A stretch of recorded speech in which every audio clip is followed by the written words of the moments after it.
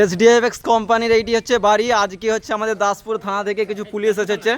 কোন পুলিশ, কোন থানা, সরি কলকাতা পুলিশ থেকে কিছু লোক এসেছে, বুঝে গেছে। এই যে কোটি কোটি টাকা আত্মসাৎ করেছে, সেই সাথে পুলিশ আমাদের তদন্তে নেমেছে আমাদের সাহায্যের জন্যে।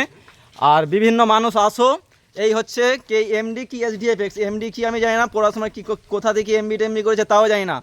মানুষের সঙ্গে ফ্রড করে কোটি কোটি টাকা আত্মসাৎ করে বিদেশে বিভিন্ন বিলাসবহুলভাবে জীবনযাপন করছে, এবং কি এমন এমন মানুষের সঙ্গে প্রতারিত করেছে, তারা দিন আনে দিন খানে, তারা অর্থ কী নীতি সেই জিনিসটা জানে না। সেই জ্ঞান না থাকার সত্ত্বে তাদেরকে বিভিন্ন ভুল ভ্রান্তিভাবে মানুষকে বুঝিয়ে ইনভেস্ট করিয়ে আজ কোটি কোটি টাকা আত্মসাৎ করে কী হচ্ছে পালাতক।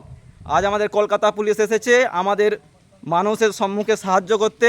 আমরা চাই এই প্রতিবাদ সবাই মিলে তাদের কাছে সম্মুখে তুলে ধরুন, এই আশা রাখি। ভালো থাকবেন, সুস্থ থাকবেন।